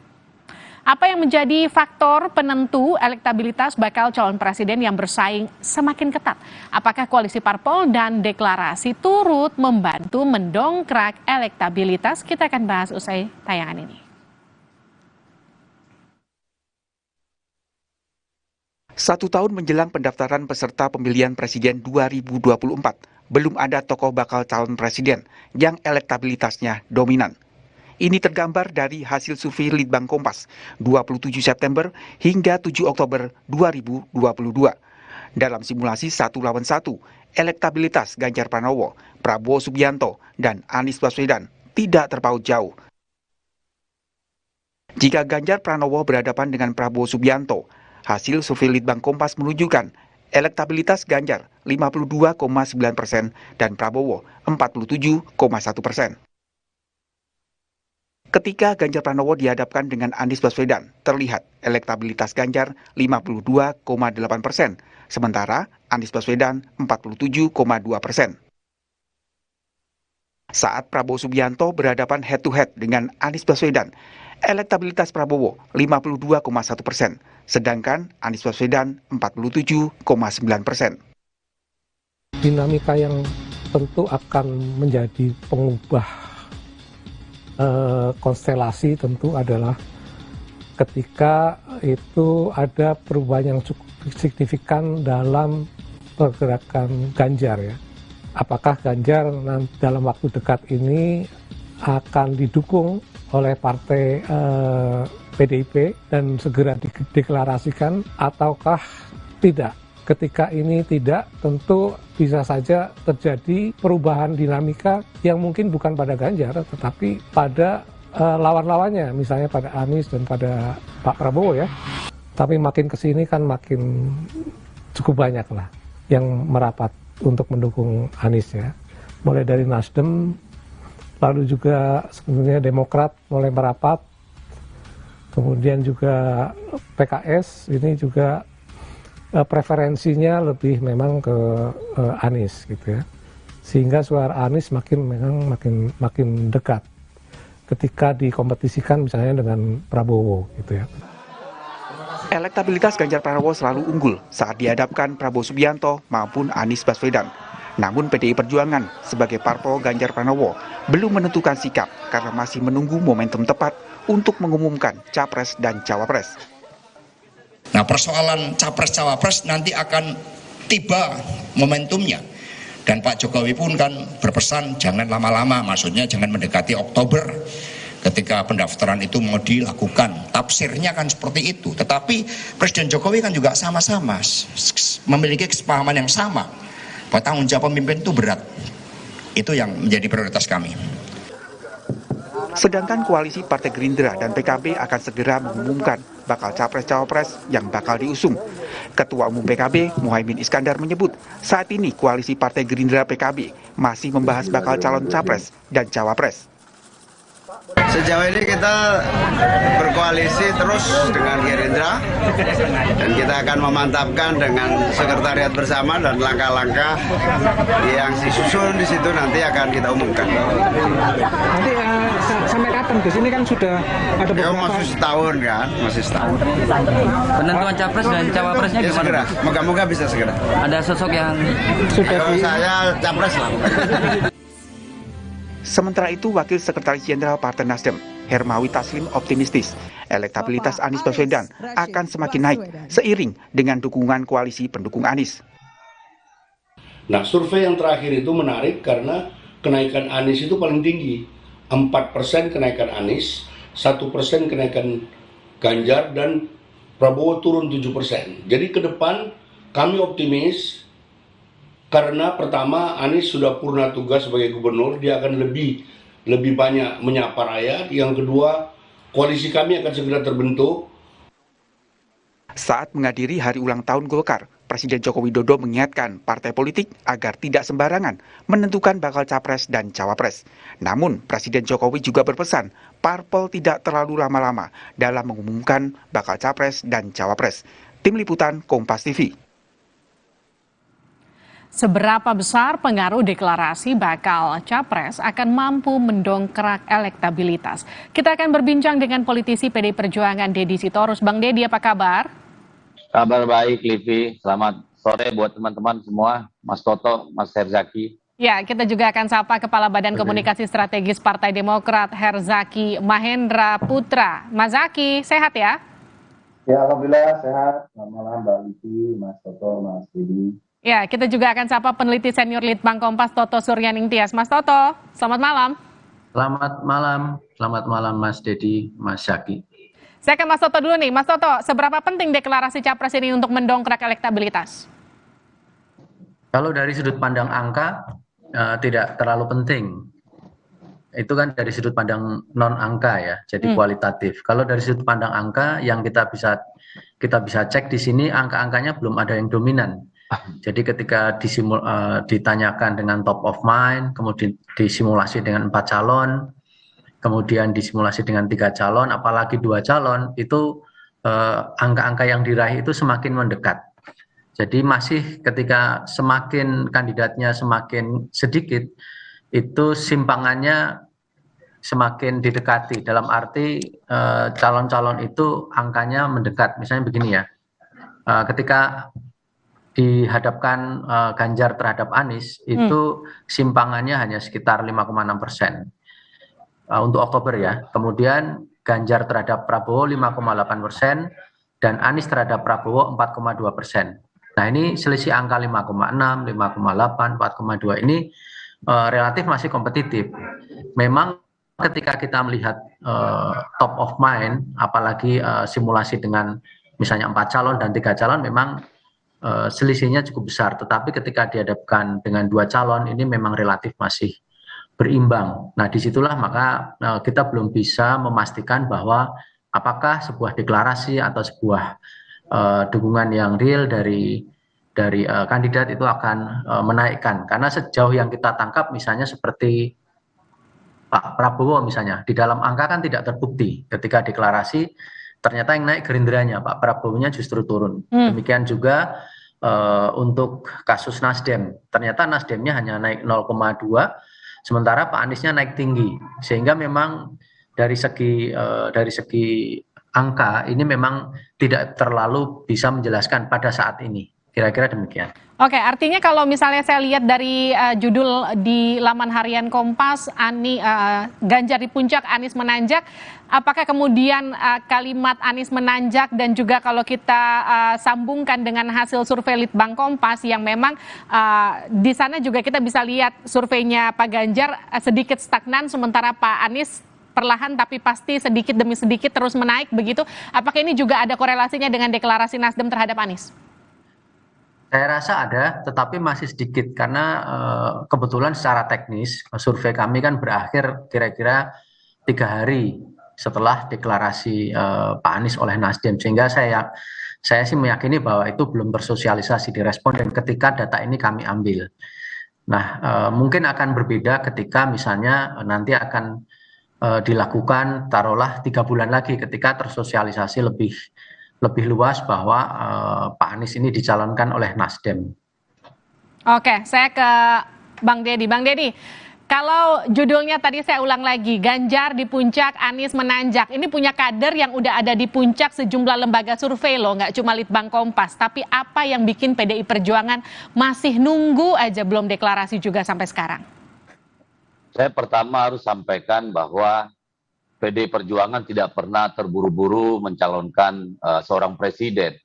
Jangankan seorang presiden, Yang namanya bupati, wali kota, gubernur pun kita tidak pernah dalam sejarahnya terburu-buru. Kita selalu memang membiarkan setiap calon itu. Ibu Megawati selalu membiarkan setiap calon itu bergerak dan melihat untuk mendalami sebenarnya karakter dari para kandidat itu, kepala daerah maupun calon presiden. Itu memang sungguh-sungguh dilatari oleh keinginan yang kuat untuk membangun bangsa atau sekedar syahwat politik saja gitu. Jadi dan sudah terbukti pengalaman PDI Perjuangan ya dengan tidak pernah terburu-buru mencalonkan kepala daerah maupun presiden. Itu membuktikan bahwa kita bisa menang 2 kali Pilpres, kita memenangkan banyak pemilihan kepala daerah. Ya, kepala daerah kita itu lebih dari 246. Ya, jadi saya kira itu memang sudah menjadi fatsun PDI Perjuangan bahwa kita tidak pernah gerasa gerusu gitu ya, terlalu kepagian mengusung calon. Karena apa? PDI Perjuangan itu menempatkan pemilu sebagai sebuah kontestasi yang dimana basis kekuatannya adalah partai. Nah, ketika partai solid dan kuat gitu ya, lalu ada kehendak yang kuat juga dari masyarakat, ditambah calon yang memang kemudian terbukti tangguh dan punya keinginan yang sangat kuat, rekam jejak yang baik, pada akhirnya itu semua akan memberikan hasil yang baik. Jadi kita tidak pernah dan bukan baru kali ini itu mencalonkan seorang pemimpin itu pada waktu yang kita anggap tepat. Tapi Terlebih, artinya gini, seperti yang disampaikan Bang Deddy, menunggu deklarasi capres dari PDI Perjuangan bukan karena tidak ingin tergesa-gesa atau bukan karena menunggu elektabilitas dari Mbak Puan naik dulu baru kemudian diputuskan? Itu kan makanya dari awal saya sampaikan bagaimana sejarahnya, bagaimana kondisi kejiwaan PDI Perjuangan dalam memutuskan seorang calon. Tidak ada hubungannya dengan apakah Ibu Puan harus naik elektabilitas kesempatan, tidak. Tadi saya sudah sampaikan, jangankan presiden, yang namanya wali kota, bupati, gubernur, kita nggak pernah buru-buru kok. Nah, kenapa sekarang kita disuruh buru-buru gitu? Padahal seperti yang disampaikan Ibu Megawati, beliau lebih concern bagaimana menjaga soliditas pemerintahan ini, menghadapi persoalan pandemi, menghadapi potensi krisis ekonomi yang akan dialami oleh dunia pada tahun yang akan datang, masalah soal kondisi pangan rakyat kita, ini semua memerlukan konsentrasi pemikiran, dan PDI Perjuangan itu memutuskan Ibu Megawati tidak saja karena kebiasaan yang tidak terburu-buru, tetapi mewakafkan PDI Perjuangan untuk selalu berada di belakang pemerintahan hingga pemerintahan ini bisa berjalan dengan baik. Dan pada waktunya kita akan umumkan. Jadi tidak ada urusannya dengan elektabilitas dan segala macam. Nggak khawatir ada riak-riak di internal partai ya Bang Deddy? Karena kan kemarin Pak Ganjar sudah disangsi, sempat sedikit mention mau nyapres, yang Solo juga Pak FX Rudi juga kemudian sudah juga disangsi. Artinya kan sudah mulai muncul riak-riak di internal. Nggak khawatir soal itu ya? Loh, dinamika di dalam partai itu selalu terjadi, Mbak. Itulah partai politik. Tetapi ada satu hal yang sangat mendasar bagi kita. Kewenangan menentukan capres itu adalah kehendak kongres partai, kehendak seluruh pengurus partai dan kader partai. Oleh karena itu harus dihormati. Lalu kenapa yang beberapa kelompok itu atau orang itu diberikan sanksi? Karena harus menghormati keputusan kongres itu. Jadi tidak karena hal-hal yang lain gitu loh. Jadi kalau PDIP masih menunggu keputusan dari Bu Mega, saya ke Demokrat. Mas Zaky, jadi Demokrat sudah pasti akan bergabung sama Nasdem? Ya, saat ini kita semakin intens ya Mbak, komunikasinya semakin erat juga. Masih banyak hal yang masih kita diskusikan, tapi sudah lebih banyak hal lagi yang sudah kita sepakati. Bagaimanapun kan kita bicara mengenai rencana ingin mewujudkan dan memperjuangkan perubahan dan perbaikan, Mbak. Kita akan melawan, katakanlah nanti bertarung kontestasi gagasan dan program dengan pemerintahan saat ini tentunya. Kita harus menyiapkan benar-benar ini gitu. semuanya gitu. Harus disiapkan benar-benar semuanya. Suaranya Mas Zaky agak kecil kami terima di sini. Tapi intinya gini, kalau kemarin saya sempat ngobrol sama Pak Hermawi, ia menyebutkan nanti mungkin di survei Litbang Kompas selanjutnya Anies ini akan sudah punya cawapresnya. Artinya kan sebetulnya obrolannya, negosiasinya itu sudah hampir ketemu titiknya. Ini dengan AHY bukan? Saat ini kami masih bicara mengenai kriteria, Mbak. Jadi kriteria dan bagaimana cara memilihnya. Memang ada aspirasi bahwa di satu sisi ya dari kami, Mas Anies dengan Mas AHY, lalu juga teman-teman PKS, misalnya Mas Anies dengan Mas Aher, dan juga ada usulan-usulan lainnya, misalnya dengan dari teman-teman Nasdem.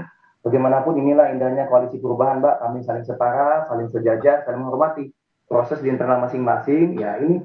Jadi masing-masing silakan nih ingin menyampaikan aspirasi, ya kita diskusikan sama-sama. Ini juga yang sedang kita bahas sama-sama, karena bagaimanapun kan ini bagian dari upaya strategi kemenangan kami juga. Karena kita ingin bagaimanapun nanti ya, kita sudah menyiapkan juga mengenai program pemenangan, program pemerintahan, desain pemerintahan ke depan seperti apa, lalu sosok seperti apa nih kriterianya yang kira-kira pas untuk mengawal perubahan dan perbaikan yang nanti akan kami usung gitu. Oke, tapi artinya gini, Mas Zaky, memang mungkin ketika Demokrat bergabung dengan Nasdem tapi bukan AHY yang jadi cawapresnya Anies? Ya, saat ini kami belum bisa berandai-andai, Mbak. Kita masih dalam proses ya. Bagaimanapun, seperti Mas AHY sampaikan, kami bertiga ini memulainya tidak dan tanpa prasyarat apapun gitu.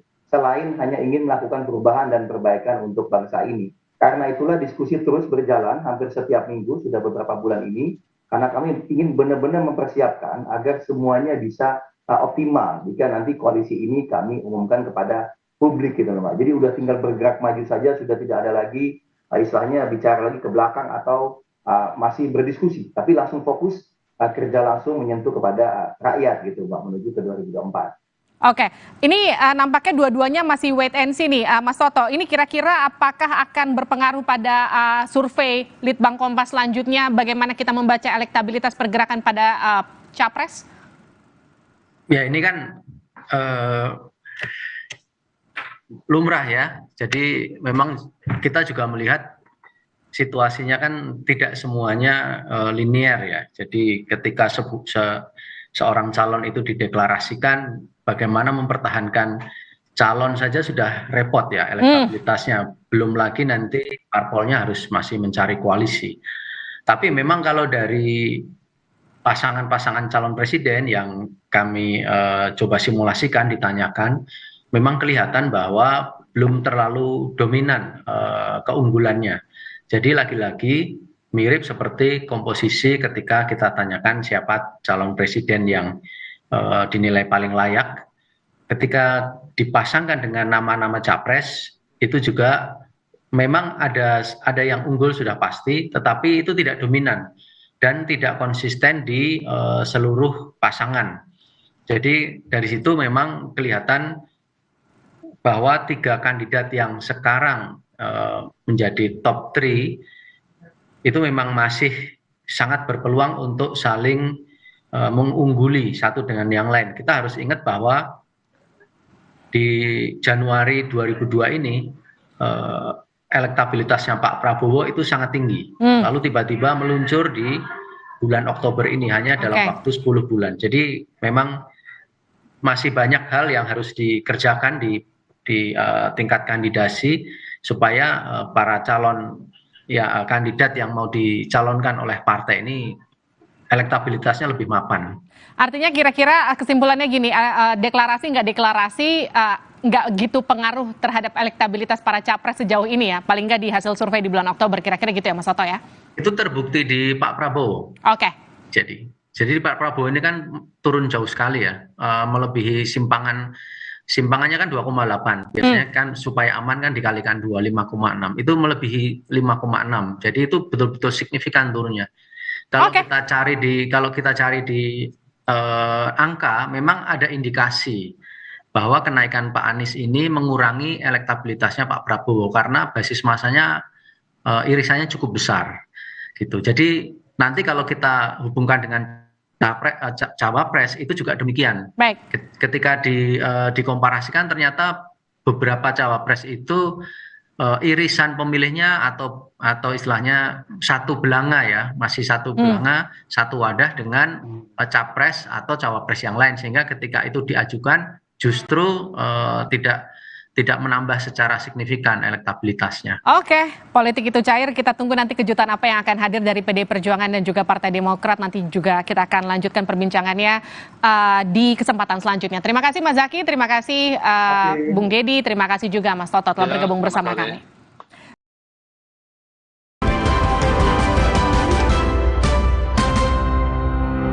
Sambut era TV digital bersama Kompas TV. Jika pesawat TV kamu belum digital ready atau bukan Smart TV, siapkan set-top box dan sambungkan ke antena. Kemudian pilih tombol setting pada remote TV, lalu tekan auto scan. Jika pesawat TV kamu sudah digital ready, cukup pilih tombol menu pada remote TV. Kemudian pilih setting, pilih saluran, lalu auto scan. Mudah bukan? Dengan menggunakan saluran digital, Anda bisa menyaksikan program-program terbaik Kompas TV dengan kualitas gambar serta suara yang lebih tajam serta jernih.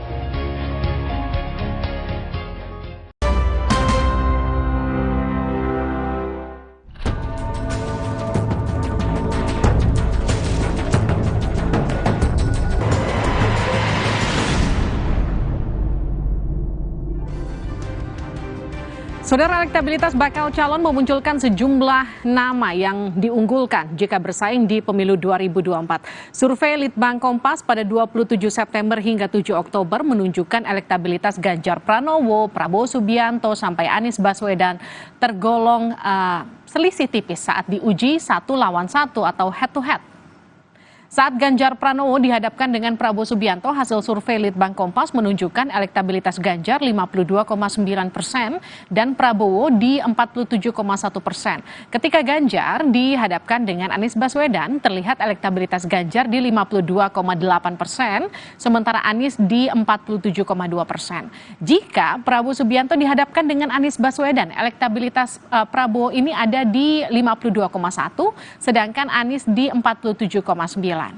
Survei Litbang Kompas juga melihat elektabilitas dengan simulasi 3 tokoh. Hasilnya, elektabilitas Gubernur Jawa Tengah Ganjar Pranowo 23,2%, elektabilitas Menteri Pertahanan yang juga Ketua Umum Partai Gerindra Prabowo Subianto ada di 17,6%, sedangkan elektabilitas mantan Gubernur DKI Jakarta Anies Baswedan di 16,5%. Apa yang menjadi faktor penentu elektabilitas bakal calon presiden yang bersaing semakin ketat? Apakah koalisi parpol dan deklarasi turut membantu mendongkrak elektabilitas? Kita akan bahas usai tayangan ini.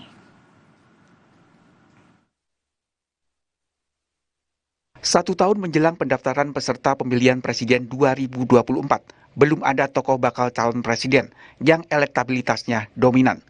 Ini tergambar dari hasil survei Litbang Kompas 27 September hingga 7 Oktober 2022. Dalam simulasi 1 lawan 1, elektabilitas Ganjar Pranowo, Prabowo Subianto, dan Anies Baswedan tidak terpaut jauh. Jika Ganjar Pranowo berhadapan dengan Prabowo Subianto, hasil survei Litbang Kompas menunjukkan elektabilitas Ganjar 52,9% dan Prabowo 47,1%. Ketika Ganjar Pranowo dihadapkan dengan Anies Baswedan, terlihat elektabilitas Ganjar 52,8%, sementara Anies Baswedan 47,2%. Saat Prabowo Subianto berhadapan head-to-head dengan Anies Baswedan, elektabilitas Prabowo 52,1%, sedangkan Anies Baswedan 47,9%. Dinamika yang tentu akan menjadi pengubah konstelasi tentu adalah ketika itu ada perubahan yang cukup signifikan dalam pergerakan Ganjar ya. Apakah Ganjar dalam waktu dekat ini akan didukung oleh partai PDIP dan segera dideklarasikan ataukah tidak? Ketika ini tidak, tentu bisa saja terjadi perubahan dinamika yang mungkin bukan pada Ganjar, tetapi pada lawan-lawannya, misalnya pada Anies dan pada Pak Prabowo ya. Tapi makin kesini kan makin cukup banyak lah yang merapat untuk mendukung Anies ya. Mulai dari Nasdem, lalu juga sebenarnya Demokrat mulai merapat, kemudian juga PKS ini juga preferensinya lebih memang ke Anies gitu ya. Sehingga suara Anies makin dekat ketika dikompetisikan misalnya dengan Prabowo gitu ya. Elektabilitas Ganjar Pranowo selalu unggul saat dihadapkan Prabowo Subianto maupun Anies Baswedan. Namun PDI Perjuangan sebagai parpol Ganjar Pranowo belum menentukan sikap karena masih menunggu momentum tepat untuk mengumumkan Capres dan Cawapres. Nah, persoalan Capres-Cawapres nanti akan tiba momentumnya. Dan Pak Jokowi pun kan berpesan jangan lama-lama, maksudnya jangan mendekati Oktober ketika pendaftaran itu mau dilakukan. Tafsirnya kan seperti itu. Tetapi Presiden Jokowi kan juga sama-sama memiliki kesepahaman yang sama bahwa tanggung jawab pemimpin itu berat. Itu yang menjadi prioritas kami. Sedangkan koalisi Partai Gerindra dan PKB akan segera mengumumkan bakal Capres-Cawapres yang bakal diusung. Ketua Umum PKB, Muhaimin Iskandar menyebut saat ini koalisi Partai Gerindra PKB masih membahas bakal calon Capres dan Cawapres. Sejauh ini kita berkoalisi terus dengan Gerindra dan kita akan memantapkan dengan sekretariat bersama dan langkah-langkah yang disusun di situ nanti akan kita umumkan. Nanti sampai kapan Gus? Ini kan sudah ada beberapa. Masih setahun kan, masih setahun. Penentuan Capres dan Cawapresnya Ya, gimana? segera, moga-moga bisa segera. Ada sosok yang Kalau saya Capres lah. Sementara itu, Wakil Sekretaris Jenderal Partai Nasdem, Hermawi Taslim optimistis elektabilitas Anies Baswedan akan semakin naik seiring dengan dukungan koalisi pendukung Anies. Nah, survei yang terakhir itu menarik karena kenaikan Anies itu paling tinggi. 4% kenaikan Anies, 1% kenaikan Ganjar, dan Prabowo turun 7%. Jadi ke depan kami optimis karena pertama Anies sudah purna tugas sebagai gubernur, dia akan lebih banyak menyapa rakyat. Yang kedua, koalisi kami akan segera terbentuk. Saat menghadiri hari ulang tahun Golkar, Presiden Joko Widodo mengingatkan partai politik agar tidak sembarangan menentukan bakal Capres dan Cawapres. Namun, Presiden Jokowi juga berpesan parpol tidak terlalu lama-lama dalam mengumumkan bakal Capres dan Cawapres. Tim Liputan Kompas TV. Seberapa besar pengaruh deklarasi bakal Capres akan mampu mendongkrak elektabilitas? Kita akan berbincang dengan politisi PDI Perjuangan Deddy Sitorus. Bang Deddy, apa kabar?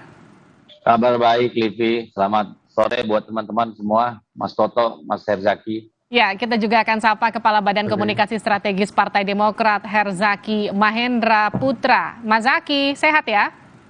Ya, alhamdulillah sehat. Selamat malam Mbak Livi, Mas Toto, Mas Deddy. Ya, kita juga akan sapa peneliti senior Litbang Kompas Toto Suryaning Tias. Mas Toto, selamat malam. Selamat malam Mas Deddy, Mas Zaki. Saya ke Mas Toto dulu nih. Mas Toto, seberapa penting deklarasi Capres ini untuk mendongkrak elektabilitas? Kalau dari sudut pandang angka, tidak terlalu penting. Itu kan dari sudut pandang non-angka ya, jadi kualitatif. Kalau dari sudut pandang angka, yang kita bisa cek di sini, angka-angkanya belum ada yang dominan. Jadi ketika ditanyakan dengan top of mind, kemudian disimulasi dengan 4 calon, kemudian disimulasi dengan 3 calon, apalagi 2 calon, itu angka-angka yang diraih itu semakin mendekat. Jadi masih ketika semakin kandidatnya semakin sedikit, itu simpangannya semakin didekati. Dalam arti calon-calon itu angkanya mendekat. Misalnya begini ya, ketika dihadapkan Ganjar terhadap Anies, itu simpangannya hanya sekitar 5,6%.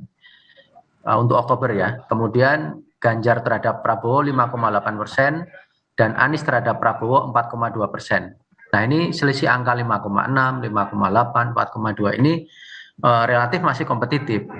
Memang ketika kita melihat top of mind, apalagi simulasi dengan misalnya 4 calon dan 3 calon, memang selisihnya cukup besar. Tetapi ketika dihadapkan dengan 2 calon, ini memang relatif masih berimbang. Nah, disitulah maka kita belum bisa memastikan bahwa apakah sebuah deklarasi atau sebuah dukungan yang real dari kandidat itu akan menaikkan. Karena sejauh yang kita tangkap misalnya seperti Pak Prabowo misalnya, di dalam angka kan tidak terbukti. Ketika deklarasi ternyata yang naik Gerindranya, Pak Prabowo-nya justru turun. Demikian juga untuk kasus Nasdem, ternyata Nasdemnya hanya naik 0,2, sementara Pak Aniesnya naik tinggi. Sehingga memang dari segi angka ini memang tidak terlalu bisa menjelaskan pada saat ini. Kira-kira demikian. Oke, artinya kalau misalnya saya lihat dari judul di laman harian Kompas, Ganjar di puncak, Anies menanjak, apakah kemudian kalimat Anies menanjak dan juga kalau kita sambungkan dengan hasil survei Litbang Kompas yang memang di sana juga kita bisa lihat surveinya Pak Ganjar sedikit stagnan, sementara Pak Anies perlahan tapi pasti sedikit demi sedikit terus menaik begitu. Apakah ini juga ada korelasinya dengan deklarasi Nasdem terhadap Anies? Saya rasa ada, tetapi masih sedikit karena kebetulan secara teknis survei kami kan berakhir kira-kira 3 hari setelah deklarasi Pak Anies oleh Nasdem, sehingga saya sih meyakini bahwa itu belum bersosialisasi di responden ketika data ini kami ambil. Nah, mungkin akan berbeda ketika misalnya nanti akan dilakukan taruhlah 3 bulan lagi ketika tersosialisasi lebih luas bahwa Pak Anies ini dicalonkan oleh Nasdem. Oke, saya ke Bang Deddy. Bang Deddy, kalau judulnya tadi saya ulang lagi, Ganjar di puncak, Anies menanjak. Ini punya kader yang udah ada di puncak sejumlah lembaga survei loh, nggak cuma Litbang Kompas. Tapi apa yang bikin PDI Perjuangan masih nunggu aja belum deklarasi juga sampai sekarang? Saya pertama harus sampaikan bahwa PDI Perjuangan tidak pernah terburu-buru mencalonkan seorang presiden. Jangankan seorang presiden, yang namanya bupati, wali kota, gubernur pun kita tidak pernah dalam sejarahnya terburu-buru. Kita selalu memang membiarkan setiap calon itu. Ibu Megawati selalu membiarkan setiap calon itu bergerak dan melihat untuk mendalami sebenarnya karakter dari para kandidat itu, kepala daerah maupun calon presiden, itu memang sungguh-sungguh dilatari oleh keinginan yang kuat untuk membangun bangsa atau sekedar syahwat politik saja gitu. Jadi, dan sudah terbukti pengalaman PDI Perjuangan ya, dengan tidak pernah terburu-buru mencalonkan kepala daerah maupun presiden, itu membuktikan bahwa kita bisa menang 2 kali pilpres, kita memenangkan banyak pemilihan kepala daerah. Ya, kepala daerah kita itu lebih dari 246. Ya, jadi saya kira itu memang sudah menjadi fatsun PDI Perjuangan bahwa kita tidak pernah gerasa gerusu gitu ya, terlalu kepagian mengusung calon. Karena apa? PDI Perjuangan itu menempatkan pemilu sebagai sebuah kontestasi yang dimana basis kekuatannya adalah partai. Nah, ketika partai solid dan kuat gitu ya, lalu ada kehendak yang kuat juga dari masyarakat, ditambah calon yang memang kemudian terbukti tangguh dan punya keinginan yang sangat kuat, rekam jejak yang baik, pada akhirnya itu semua akan memberikan hasil yang baik. Jadi kita tidak pernah dan bukan baru kali ini itu mencalonkan seorang pemimpin itu pada waktu yang kita anggap tepat. Tapi artinya gini, seperti yang disampaikan Bang Deddy, menunggu deklarasi capres dari PDI Perjuangan bukan karena tidak ingin tergesa-gesa atau bukan karena menunggu elektabilitas dari Mbak Puan naik dulu baru kemudian diputuskan? Itu kan makanya dari awal saya sampaikan bagaimana sejarahnya, bagaimana kondisi kejiwaan PDI Perjuangan dalam memutuskan seorang calon. Tidak ada hubungannya dengan apakah Ibu Puan harus naik elektabilitas, kesempatan, tidak. Tadi saya sudah sampaikan, jangankan presiden, yang namanya wali kota, bupati, gubernur, kita nggak pernah buru-buru kok. Nah, kenapa sekarang kita disuruh buru-buru gitu? Padahal seperti yang disampaikan Ibu Megawati, beliau lebih concern bagaimana menjaga soliditas pemerintahan ini, menghadapi persoalan pandemi, menghadapi potensi krisis ekonomi yang akan dialami oleh dunia pada tahun yang akan datang, masalah soal kondisi pangan rakyat kita, ini semua memerlukan konsentrasi pemikiran, dan PDI Perjuangan itu memutuskan, Ibu Megawati tidak saja karena kebiasaan yang tidak terburu-buru, tetapi mewakafkan PDI Perjuangan untuk selalu berada di belakang pemerintahan hingga pemerintahan ini bisa berjalan dengan baik. Dan pada waktunya kita akan umumkan. Jadi tidak ada urusannya dengan elektabilitas dan segala macam. Nggak khawatir ada riak-riak di internal partai ya Bang Deddy, karena kan kemarin Pak Ganjar sudah disanksi, sempat sedikit mention mau nyapres, yang Solo juga Pak FX Rudi juga kemudian sudah juga disanksi, artinya kan sudah mulai muncul riak-riak di internal, nggak khawatir soal itu ya? Loh, dinamika di dalam partai itu selalu terjadi, Mbak. Itulah partai politik. Tetapi ada satu hal yang sangat mendasar bagi kita. Kewenangan menentukan capres itu adalah kehendak kongres partai, kehendak seluruh pengurus partai dan kader partai. Oleh karena itu harus dihormati. Lalu kenapa yang beberapa kelompok itu atau orang itu diberikan sanksi? Karena harus menghormati keputusan kongres itu. Jadi tidak karena hal-hal yang lain gitu loh. Jadi kalau PDIP masih menunggu keputusan dari Bu Mega, saya ke Demokrat. Mas Zaky, jadi Demokrat sudah pasti akan bergabung sama Nasdem? Ya, saat ini kita semakin intens ya Mbak, komunikasinya semakin erat juga. Masih banyak hal yang masih kita diskusikan, tapi sudah lebih banyak hal lagi yang sudah kita sepakati. Bagaimanapun kan kita bicara mengenai rencana ingin mewujudkan dan memperjuangkan perubahan dan perbaikan, Mbak. Kita akan melawan, katakanlah nanti bertarung kontestasi gagasan dan program dengan pemerintahan saat ini tentunya. Kita harus menyiapkan benar-benar ini gitu, semuanya gitu. Harus disiapkan benar-benar semuanya. Suaranya Mas Zaky agak kecil kami terima di sini. Tapi intinya gini, kalau kemarin saya sempat ngobrol sama Pak Hermawi, ia menyebutkan nanti mungkin di survei Litbang Kompas selanjutnya Anies ini akan sudah punya cawapresnya. Artinya kan sebetulnya obrolannya, negosiasinya itu sudah hampir ketemu titiknya. Ini dengan AHY bukan?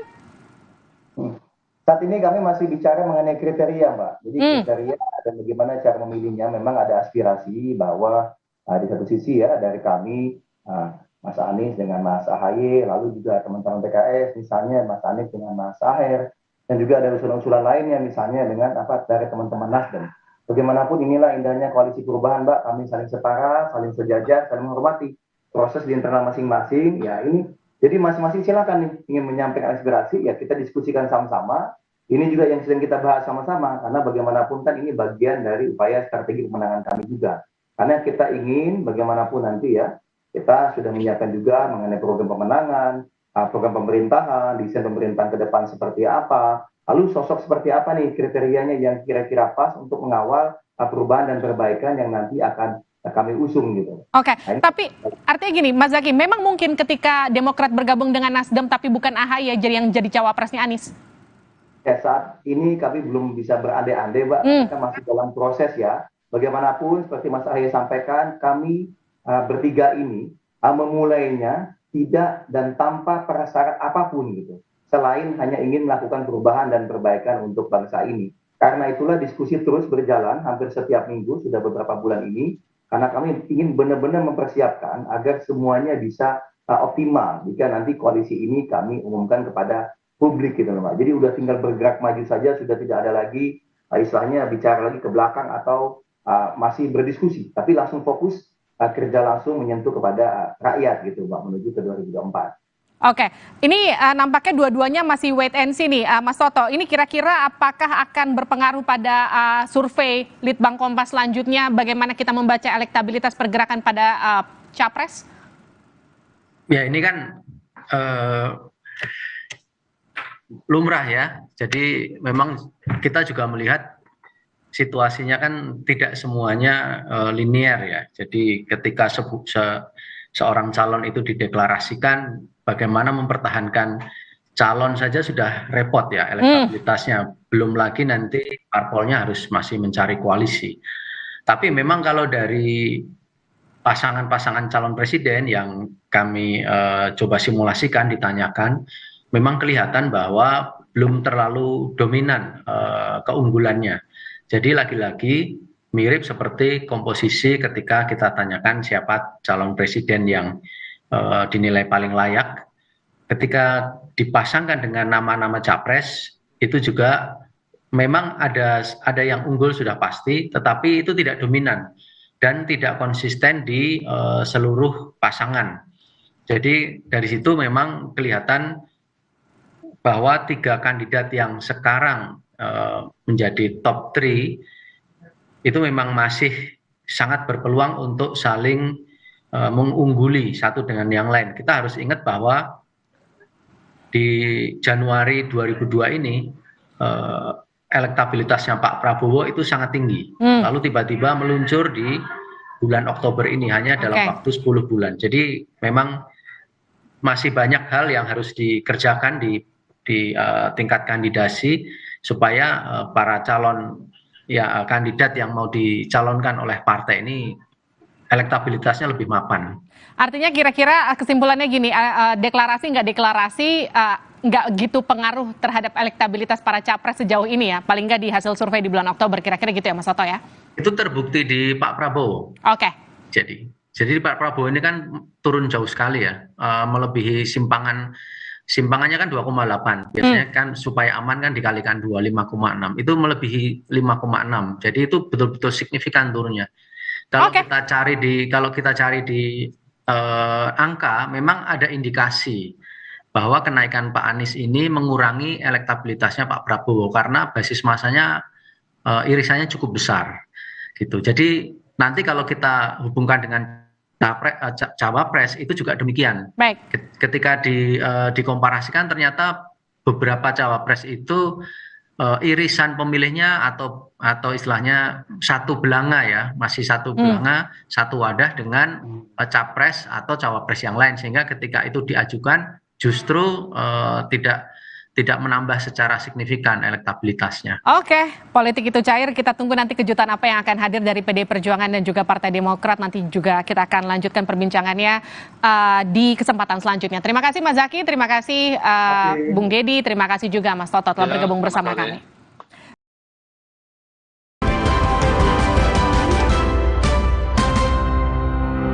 Sambut era TV digital bersama Kompas TV. Jika pesawat TV kamu belum digital ready atau bukan Smart TV, siapkan set-top box dan sambungkan ke antena. Kemudian pilih tombol setting pada remote TV, lalu tekan auto scan. Jika pesawat TV kamu sudah digital ready, cukup pilih tombol menu pada remote TV. Kemudian pilih setting, pilih saluran, lalu auto scan. Mudah bukan? Dengan menggunakan saluran digital, Anda bisa menyaksikan program-program terbaik Kompas TV dengan kualitas gambar serta suara yang lebih tajam serta jernih.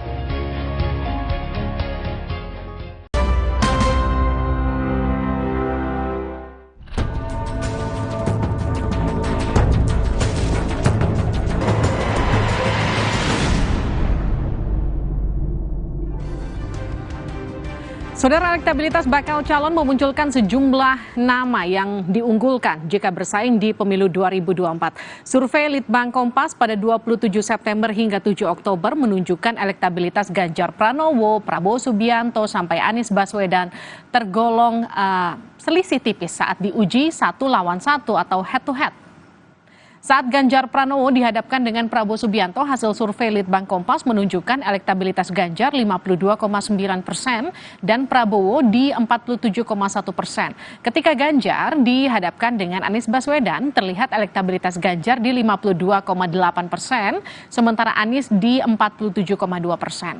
Jika Prabowo Subianto dihadapkan dengan Anies Baswedan, elektabilitas Prabowo ini ada di 52,1%, sedangkan Anies di 47,9%. Survei Litbang Kompas juga melihat elektabilitas dengan simulasi 3 tokoh. Hasilnya, elektabilitas Gubernur Jawa Tengah Ganjar Pranowo 23,2%, elektabilitas Menteri Pertahanan yang juga Ketua Umum Partai Gerindra Prabowo Subianto ada di 17,6%, sedangkan elektabilitas mantan Gubernur DKI Jakarta Anies Baswedan di 16,5%. Apa yang menjadi faktor penentu elektabilitas bakal calon presiden yang bersaing semakin ketat? Apakah koalisi parpol dan deklarasi turut membantu mendongkrak elektabilitas? Kita akan bahas usai tayangan ini. 1 tahun menjelang pendaftaran peserta pemilihan presiden 2024, belum ada tokoh bakal calon presiden yang elektabilitasnya dominan. Ini tergambar dari hasil survei Litbang Kompas 27 September hingga 7 Oktober 2022. Dalam simulasi 1 lawan 1, elektabilitas Ganjar Pranowo, Prabowo Subianto, dan Anies Baswedan tidak terpaut jauh. Jika Ganjar Pranowo berhadapan dengan Prabowo Subianto, hasil survei Litbang Kompas menunjukkan elektabilitas Ganjar 52,9% dan Prabowo 47,1%. Ketika Ganjar Pranowo dihadapkan dengan Anies Baswedan, terlihat elektabilitas Ganjar 52,8%, sementara Anies Baswedan 47,2%. Saat Prabowo Subianto berhadapan head-to-head dengan Anies Baswedan, elektabilitas Prabowo 52,1%, sedangkan Anies Baswedan 47,9%. Dinamika yang tentu akan menjadi pengubah konstelasi tentu adalah ketika itu ada perubahan yang cukup signifikan dalam pergerakan Ganjar ya. Apakah Ganjar dalam waktu dekat ini akan didukung oleh partai PDIP dan segera dideklarasikan ataukah tidak? Ketika ini tidak, tentu bisa saja terjadi perubahan dinamika yang mungkin bukan pada Ganjar, tetapi pada lawan-lawannya, misalnya pada Anies dan pada Pak Prabowo ya. Tapi makin kesini kan makin cukup banyak lah yang merapat untuk mendukung Anies ya. Mulai dari Nasdem, lalu juga sebenarnya Demokrat mulai merapat, kemudian juga PKS ini juga preferensinya lebih memang ke Anies gitu ya, sehingga suara Anies makin dekat ketika dikompetisikan misalnya dengan Prabowo gitu ya. Elektabilitas Ganjar Pranowo selalu unggul saat dihadapkan Prabowo Subianto maupun Anies Baswedan. Namun PDI Perjuangan sebagai parpol Ganjar Pranowo belum menentukan sikap karena masih menunggu momentum tepat untuk mengumumkan Capres dan Cawapres. Nah, persoalan Capres-Cawapres nanti akan tiba momentumnya.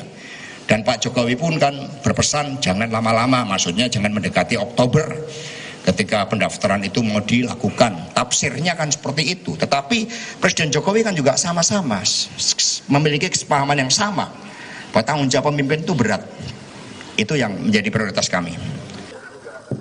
Sedangkan koalisi Partai Gerindra dan PKB akan segera mengumumkan bakal Capres-Cawapres yang bakal diusung.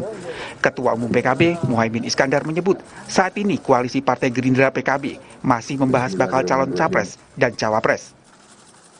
Sejauh ini kita berkoalisi terus dengan Gerindra dan kita akan memantapkan dengan sekretariat bersama dan langkah-langkah yang disusun di situ nanti akan kita umumkan. Nanti sampai kapan Gus? Ini kan sudah ada beberapa. Masih setahun kan, masih setahun. Penentuan Capres dan Cawapresnya ya, gimana? Segera, moga-moga bisa segera. Ada sosok yang sudah saya Capres lah. Sementara itu, Wakil Sekretaris Jenderal Partai Nasdem, Hermawi Taslim optimistis elektabilitas Anies Baswedan akan semakin naik seiring dengan dukungan koalisi pendukung Anies. Nah, survei yang terakhir itu menarik karena kenaikan Anies itu paling tinggi. 4% kenaikan Anies, 1% kenaikan Ganjar, dan Prabowo turun 7%. Jadi ke depan kami optimis karena pertama Anies sudah purna tugas sebagai gubernur, dia akan lebih banyak menyapa rakyat. Yang kedua, koalisi kami akan segera terbentuk. Saat menghadiri hari ulang tahun Golkar, Presiden Joko Widodo mengingatkan partai politik agar tidak sembarangan menentukan bakal Capres dan Cawapres. Namun, Presiden Jokowi juga berpesan parpol tidak terlalu lama-lama dalam mengumumkan bakal Capres dan Cawapres. Tim Liputan Kompas TV.